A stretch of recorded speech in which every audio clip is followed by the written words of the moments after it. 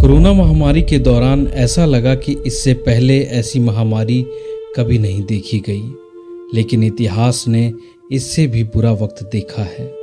जैसे 1918 में आए स्पेनिश फ्लू ने 2 करोड़ लोगों से भी ज़्यादा लोगों की जान ले ली थी, और इससे पहले 1347 में आई ब्लैक डेथ महामारी ने यूरोप की आधी आबादी ही खत्म कर दी थी। लेकिन इससे भी भयानक समय था 536 AD को। इस वर्ष एक रहस्यमयी घटना दर्ज हुई। घने काले कोहरों की चादर ने यूरोप, मिडिल ईस्ट और एशिया के कुछ हिस्सों को ढक लिया था। 18 महीने दिन और रात दुनिया अंधेरे में डूबी रही। इस कोहरे ने सूरज को ढक लिया था, जिससे तापमान तेजी से गिरने लगा। फसलें बर्बाद हो गईं और ज़्यादातर लोग भुखमरी से मारे गए। इस वर्ष सबसे ज़्यादा लोग भुखमरी से मारे गए थे। ये समय इतिहास के सबसे ठंडे समय में भी दर्ज है।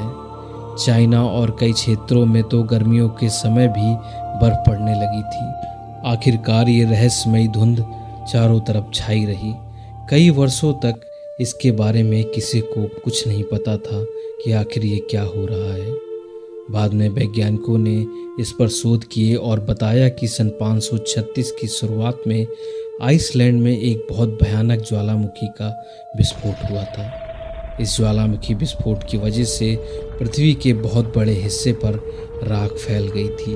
ये ज्वालामुखी विस्फोट इतना खतरनाक था कि इसने वातावरण को बदल कर रख दिया, जिसकी वजह से इतने दिनों तक चारों तरफ फॉग छाया रहा। फिर 540-41 में 2 ज्वालामुखी और विस्फोट हुए। ये घटना बहुत विनाशकारी थी।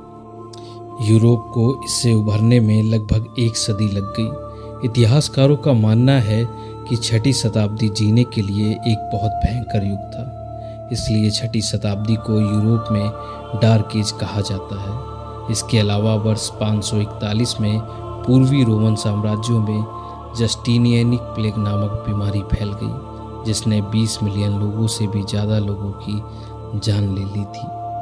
मिलते हैं नए वीडियो में, तब तक के लिए धन्यवाद।